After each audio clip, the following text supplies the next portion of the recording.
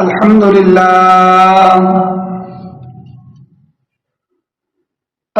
لله وكفى وسلام على عباده الذين اصطفى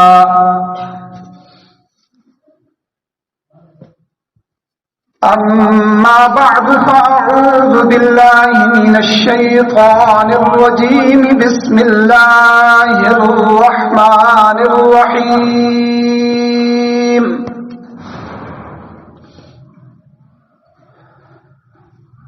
ولتكملوا العدة ولتكبروا الله على ما هداكم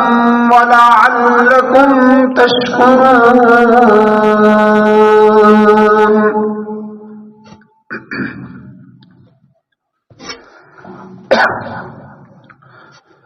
قال النبي صلى الله تعالى عليه وسلم: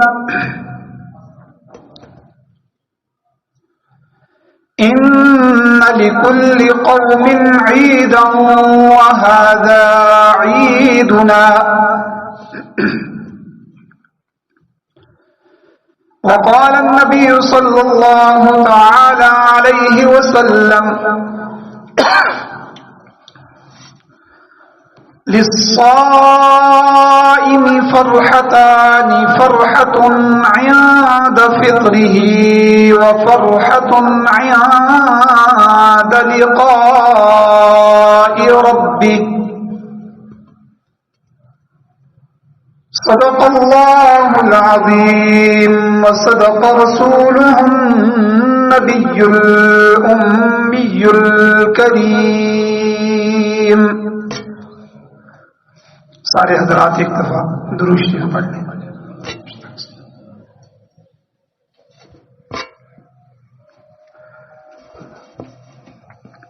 میرے واجب الاحترام، میرے بزرگوں، دوستوں، نوجوان ساتھیوں، اللہ تعالیٰ کا جتنا شکر ادا کیا جائے اتنا کم ہے کہ اللہ نے ہمیں زندگی میں ایک بار پھر رمضان المبارک کا رحمتوں والا مہینہ اللہ نے ہمیں عطا فرمایا، اور پھر اس روزے میں، اس مہینے میں روزہ رکھنے کی، تراویح پڑھنے کی، تلاوت کرنے کی اور عبادات جیسے اعمال کی اللہ نے ہمیں توفیق عطا فرمائی. اللہ تعالی ہماری اور تمام مسلمانوں کی عبادات کو قبول فرمائے اور کوتاہیوں سے درگزر فرمائے. دراصل انہی عبادات کی تکمیل کی خوشی میں، انہی عبادات کے مکمل ہونے کی خوشی میں اللہ تعالی کی طرف سے عید الفطر ہمیں عطا کی گئی ہے. عید الفطر کا پس منظر کیا ہے؟ بخاری شریف کی 952 نمبر حدیث ہے. نبی علیہ الصلوۃ والسلام کا فرمان ہے کہ ان لکل قوم عیدا وہذا عیدنا، کہ ہر قوم کی کوئی نہ کوئی عید ہوتی ہے اور یہ ہماری عید ہے. اسی طرح ابو داؤد شریف میں روایت موجود ہے کہ جب اللہ کے نبی صلی اللہ علیہ وسلم ہجرت کر کے مدینہ منورہ تشریف لائے تو حضور نے دیکھا کہ مدینہ کے لوگ 2 دن جشن مناتے ہیں اور خوشی مناتے ہیں، اور اس دن سب لوگ جمع ہو کر گانا بجانا کرتے ہیں اور مختلف خرافات کرتے ہیں. تو آپ علیہ الصلوۃ والسلام نے فرمایا کہ اللہ تعالیٰ نے تمہیں اب اس کی بجائے 2 بہتر دن عید کے عطا فرما دیے ہیں، ایک عید الفطر اور دوسرا عید الاضحیٰ. تو گویا کہ ہماری یہ جو عیدیں ہیں اور اسی طرح دیگر جو قومیں ہیں، کافر قومیں، ان کے بھی تہوار موجود ہیں. ہماری عید اور ان تہواروں میں بھی فرق ہے. ہر قوم اور مذہب کے لوگ کوئی نہ کوئی تہوار مناتے ہیں، جیسے فارسی لوگ جو ہیں وہ نوروز کا اور مہرجان کے دن کو مناتے ہیں، اسی طرح عیسائی جو ہیں وہ کرسمس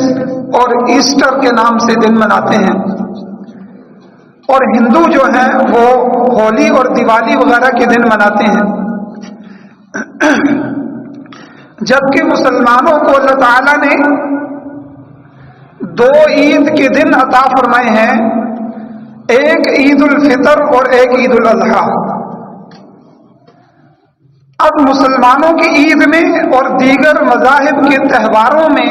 2 بنیادی فرق ہیں۔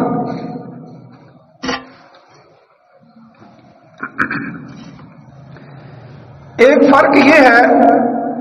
کہ وہ لوگ خوشی منانے کے لیے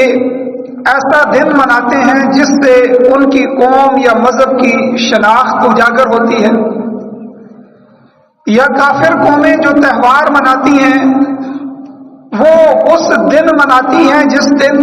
ماضی میں کوئی خاص واقعہ ان کا گزرا ہوتا ہے، اس واقعے کو یاد کر کے وہ یادگار مناتے ہیں۔ مثلا عیسائی 25 دسمبر کو کرسمس کا دن مناتے ہیں، جو ان کے بقول ان کے نبی حضرت عیسیٰ علیہ السلام کے دنیا میں آنے کا دن ہے۔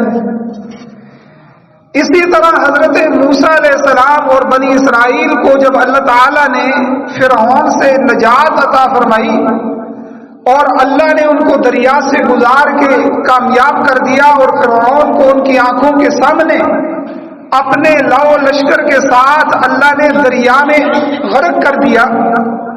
تو یہودی اس دن کی یادگار میں اپنی عید، اپنا تہوار مناتے ہیں۔ تو گویا کہ جتنی قومیں بھی تہوار مناتی ہیں اپنے گزشتہ کسی دن،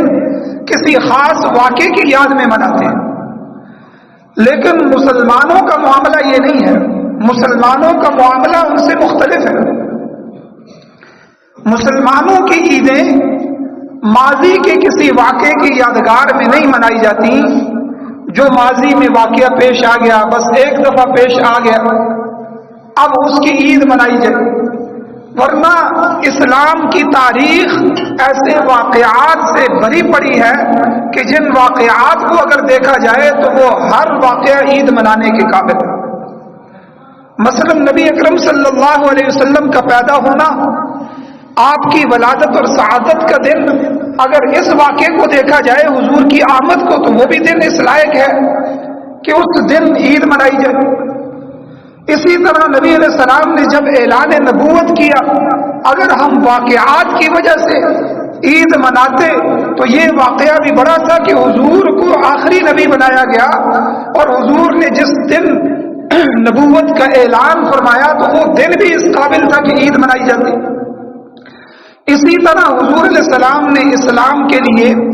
جو ہجرت فرمائی، تو یہ اتنا بڑا عمل تھا کہ مکہ سے نکل کر مدینہ جانا اور مدینے میں ایک دنیا کی پہلی اسلامی ریاست کا قیام کرنا، کہ جس ریاست کی طاقت سے پوری دنیا میں اسلام پھیلا، تو یہ دن ہجرت کا بھی اس قابل تھا کہ اس دن عید منائی جاتی۔ اسی طرح جتنے غزوات ہوئے ہیں، اللہ نے اپنے نبی صلی اللہ علیہ وسلم کو غزوہ بدر میں، غزوہ احد میں، غزوہ احزاب میں اللہ تعالیٰ نے نبی علیہ السلام کو فتوحات عطا فرمائی، مسلمانوں کو اور اسلام کو تقویت عطا فرمائی۔ تو یہ واقعات بھی اگر واقعے کی بنیاد پر عید منائی جاتی تو اس قابل تھے کہ ان دنوں میں بھی عید منائی جاتی۔ اسی طرح فتح مکہ، کہ جس علاقے سے مسلمانوں کو اور حضور کو نکالا گیا، جس مکہ سے محروم کیا گیا، اللہ تعالیٰ نے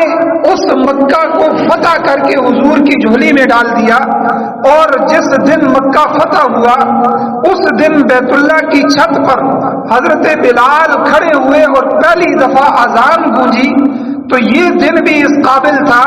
کہ اس دن بھی عید منائی جاتی۔ تو اسلام کی تاریخ ایسے واقعات سے بھری ہوئی ہے،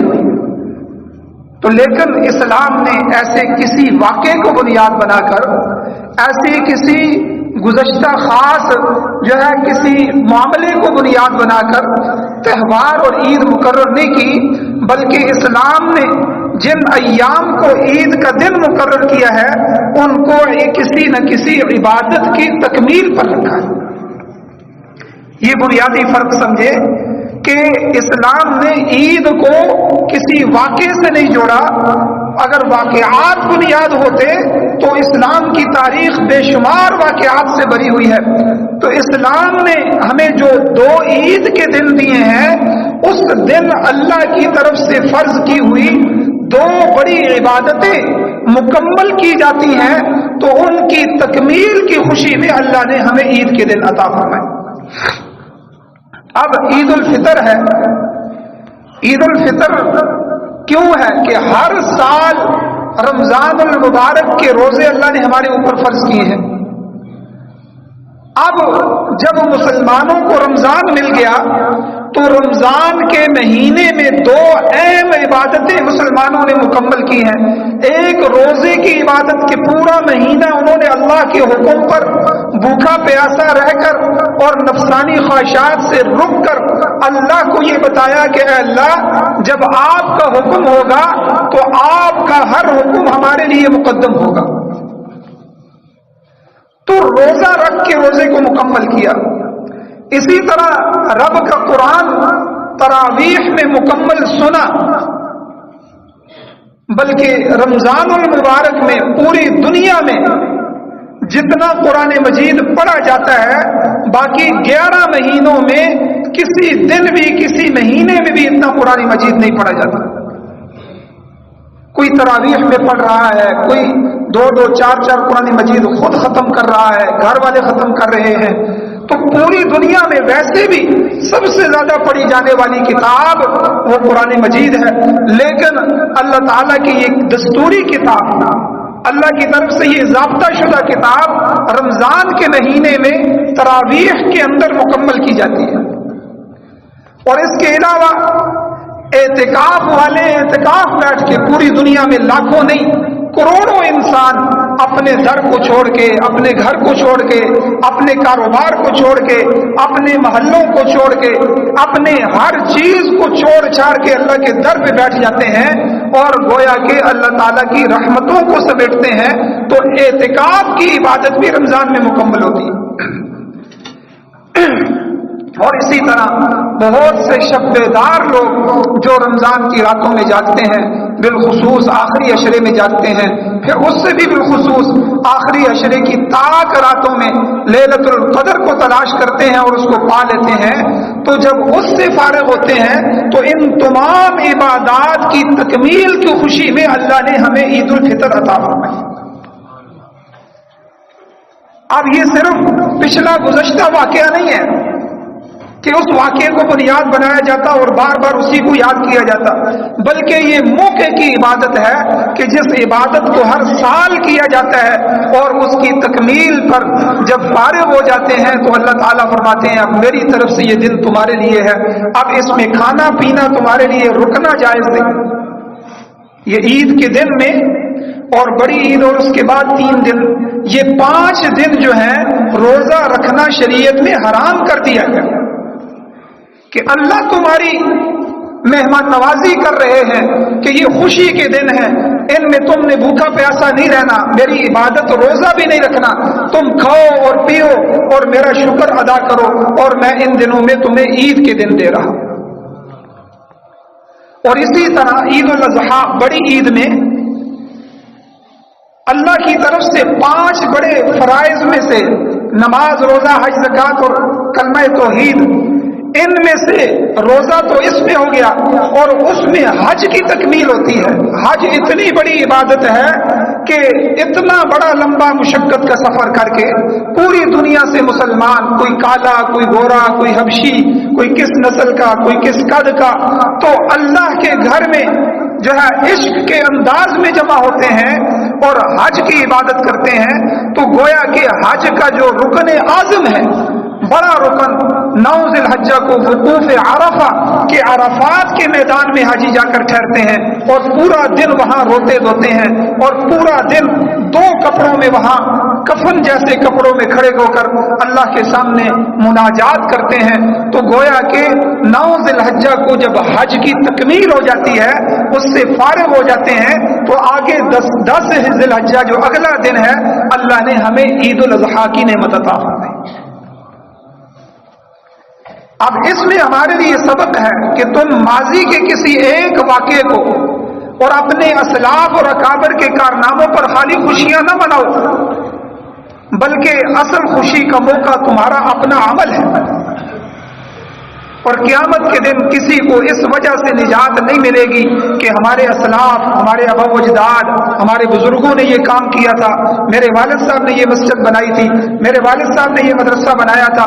یہ کام آنے والا نہیں ہے، وہ تو ان کا صدقہ جاریہ ہے جو ان کو مل گیا ہے۔ تو اس لیے تم نے خود جو عمل کرنا ہے، اس رمضان کے روزے رکھنے ہیں، تراویح ادا کرنی ہے، خود جو کچھ کرنا ہے اس عمل پر تمہاری نجات کی بنیاد ہے۔ علامہ اقبال مرحوم نے کیا خوب کہا تھا، تھے تو آباء و اجداد تمہارے، مگر تم کیا ہو، ہاتھ پر ہاتھ دھرے منتظر فردا ہو۔ تو اس لیے یہ عید کے دن سے ہمیں یہ سبق ملتا ہے کہ ہمیں اعمال کے اندر مجتہد ہونا ہوگا۔ یہ تو ایک فرق ہے ہمارا عید منانے کا اور دوسرے کافر لوگوں کے تہواروں کا۔ دوسرا فرق یہ ہے مسلمانوں کی عید اور دیگر مذاہب کے تہواروں میں کہ دیگر مذہب کے جو لوگ ہیں اپنے تہواروں میں اللہ کو بھول جاتے ہیں، موج مستی میں لگ جاتے ہیں، فسق و فجور اور گناہوں میں لگ جاتے ہیں، فحاشی اور بے حیائی اور عریانی کے کاموں میں لگ جاتے ہیں، اور فضول کاموں میں وہ اپنی خوشی کا، اپنی تہوار کا دن گزارتے ہیں۔ حتیٰ کہ یورپ کی جو رپورٹ ہے کہ حالانکہ وہاں شراب عام ہے، وہاں جو ہے فحاشی عام ہے، وہاں ہر ایک بندے کا حق سمجھا جاتا ہے جو مرضی کرے، لیکن اس کے باوجود یہ ان کی اپنی رپورٹ ہے کہ ان کے نبی عیسیٰ علیہ السلام کی پیدائش کے دن کرسمس کی خوشی میں جتنی شراب یورپ اور برطانیہ اور امریکہ میں پی جاتی ہے عام سال کے دنوں میں نہیں پی جاتی۔ جتنی عیاشی اور فحاشی ان کے کلب ان دنوں میں آباد ہوتے ہیں عام دنوں میں نہیں ہوتے۔ تو باقی مذاہب کے تہوار منانے میں، ہمارے تہوار منانے میں، ہماری عید منانے میں دوسرا فرق یہ ہے کہ ہمیں عید کے دن اطاعت خداوندی کا حکم دیا گیا ہے، شکران نعمت کا حکم دیا گیا ہے۔ اللہ نے تمہارے اوپر یہ جو احسانات فرمائے ہیں، اللہ کے ان احسانات کو یاد کر کے تم اللہ کے قریب آ جاؤ، اللہ سے صلح کر لو۔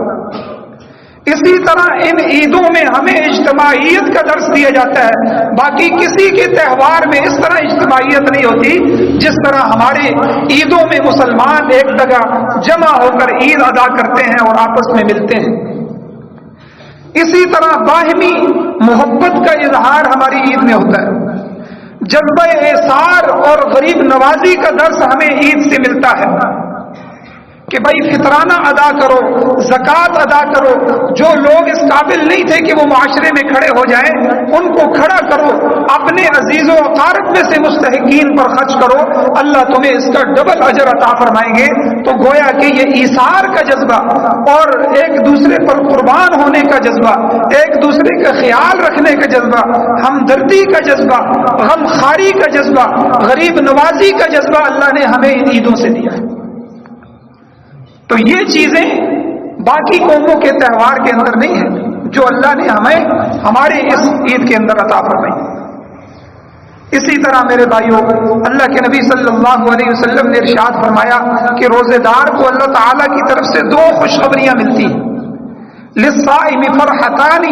فرحۃ حین یفطر وفرحۃ حین یلقى ربہ۔ بخاری شریف کی 7492 نمبر حدیث ہے کہ حضور نے فرمایا روزے دار کے لیے 2 خوشیاں ہیں، ایک خوشی اس کو افطار کے وقت ملتی ہے اور دوسری خوشی اس وقت ملے گی جب وہ اپنے رب سے ملاقات کرے گا۔ تو افطار کا ایک مطلب تو یہ ہے کہ ایک روزہ بندہ رکھتا ہے تو روزہ رکھنے کے بعد غروب افطار کے وقت جو ہے افطار کے وقت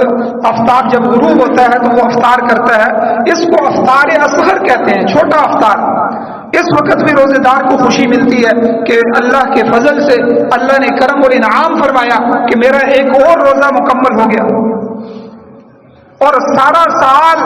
کھانے میں وہ روحانیت اور وہ لطف اور مزہ نہیں ملتا جو روزے دار کو افطار کے کھانے میں ملتا ہے. تو یہ ایک خوشی, اس کا ہم خود دیکھ رہے ہوتے ہیں, ہمیں اس کا مظاہرہ ہو رہا ہوتا ہے. اور دوسرا افطار رمضان المبارک کے اختتام پر عید کی صورت میں ہوتا ہے کہ جب سارے افطار مکمل ہو جاتے ہیں, اب جو اللہ کی طرف سے روزہ فرض تھا وہ مکمل ہو گیا, یہ افطار اکبر ہے. تو اس دن جو عید کے دن کی خوشی ہے یہ بھی ظاہر ہے ہمارے سامنے. اور اسی طرح حضور علیہ الصلوۃ والسلام نے فرمایا کہ کل قیامت کے دن جب مومن جو ہے اللہ سے ملاقات کرے گا, اس وقت اپنے رب کا دیدار کرے گا, اس وقت جو اسے اصل خوشی ہوگی وہ اس افطار کی خوشی سے اور اس عید کی خوشی سے بہت زیادہ ہوگی. یہ خوشیاں تو وقتی ہیں, ایک دن کے بعد ختم ہو جاتی ہیں, اور یہ اس خوشی کا ایک ادنا سا نمونہ ہے. تو آپ ذرا تصور کریں کہ جس اللہ کے تصور سے ہمیں اتنی راحت ملتی ہے, جس اللہ کے بیت اللہ کے طواف کرتے ہوئے ہم اتنی رقم خرچ کر دیتے ہیں, اپنا وقت نکالتے ہیں کہ اللہ کے اس گھر کی زیارت کر کے آئیں, اللہ کے حبیب کے جو ہے وہ دیار کی ان کے گھروں کی زیارت کر کے آئیں, تو اس اللہ کے دیدار کے وقت کتنی زیادہ خوشی نصیب ہو. اور حدیث مبارکہ میں آتا ہے کہ جب جنتی جنت میں پہنچ جائیں گے تو اللہ تعالیٰ خود اہل جنت سے پوچھیں گے کہ بتاؤ تمہیں کچھ اور چاہیے؟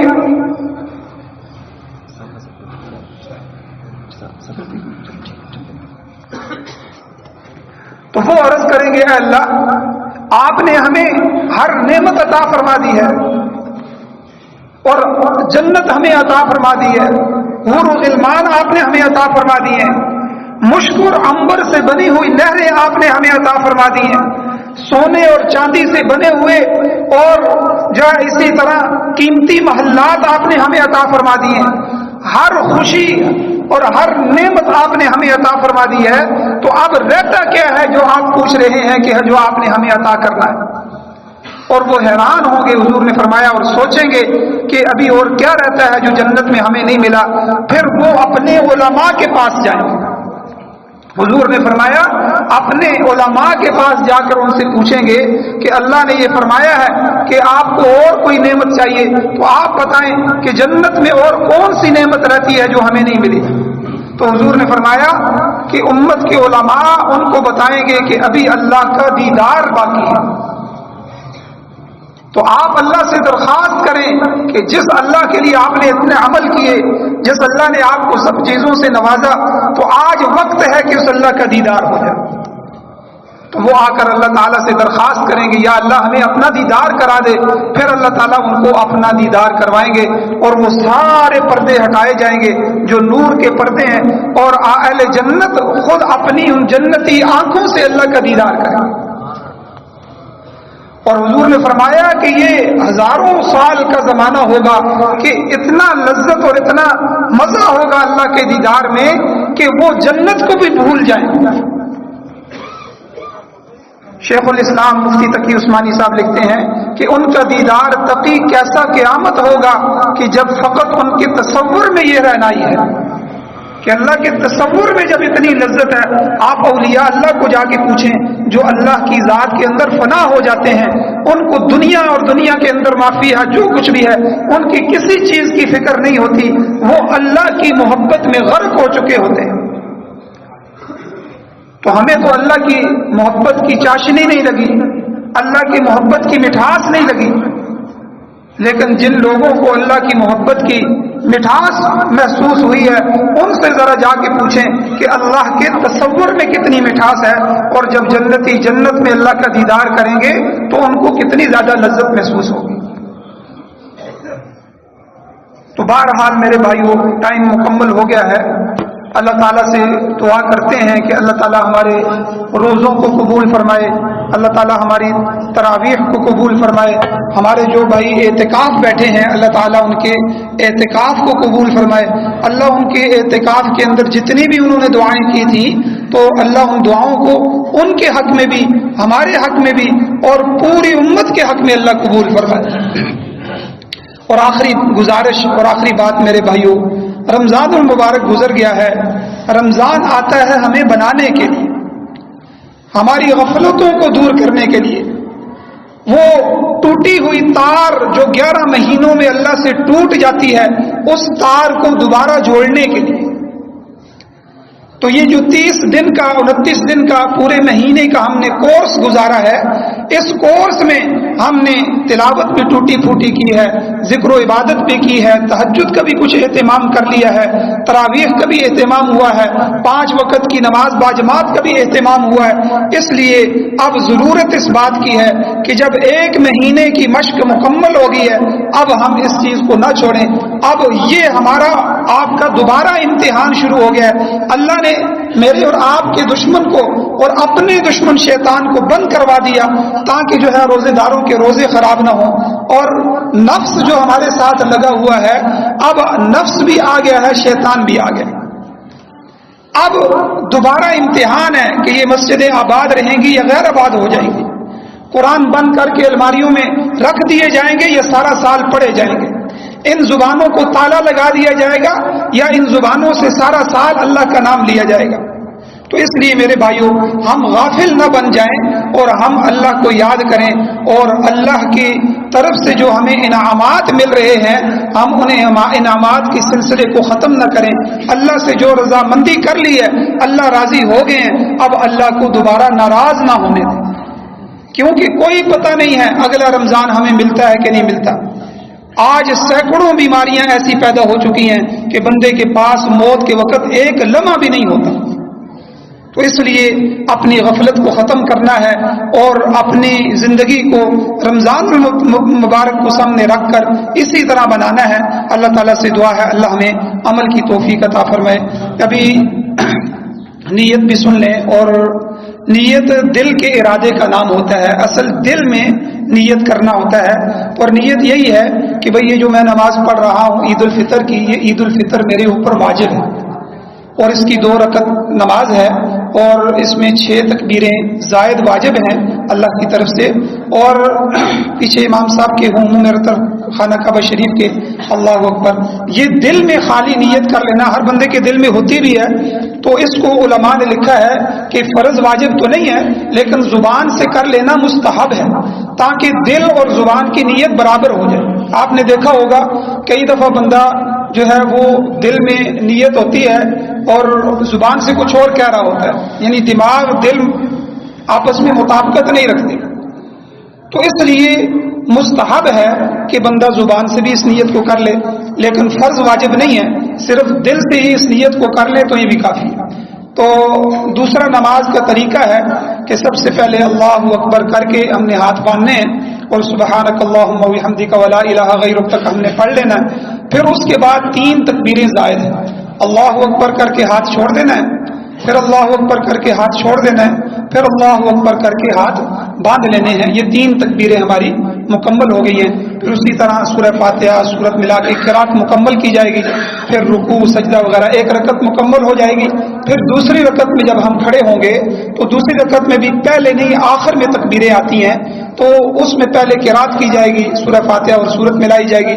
رکوع میں جانے سے پہلے ٹھیک ہے پھر 3 دفعہ ہم نے تکبیر کہنی ہے، یہ زائد، اللہ اکبر کر کے ہاتھ چھوڑ دینا ہے، اللہ اکبر کر کے ہاتھ چھوڑ دینا ہے، پھر اللہ اکبر کر کے ہاتھ چھوڑ دینا ہے۔ اب چوتھی تکبیر رکوع کی ہے، ٹھیک ہے، چوتھی تکبیر اللہ اکبر کر کے رکوع میں جانا ہے، تو یہ پھر اسی طرح نماز کو مکمل کر لینا ہے۔ اس کے بعد 2 خطبے ہوں گے، وہ خطبے پڑھنا سنت ہے، ان کو سننا واجب ہے، تو ان کو سنیں گے، اس کے بعد انشاءاللہ دعا ہو جائے گی اور ہم اپنے گھروں میں خوشی کے ساتھ لوٹیں گے۔ تو اس کے لیے حدیث میں حضور نے فرمایا قوموا مغفور لکم، اللہ تعالیٰ خود اعلان فرماتے ہیں کہ جو بندے جب عید کے بعد گھروں کو لوٹتے ہیں تو اللہ کہتے ہیں فرشتوں ان کو کہہ دو کہ میں نے ان سب کی بخشش فرما دی۔ سارے حضرات صفوں کو درست فرما لیں۔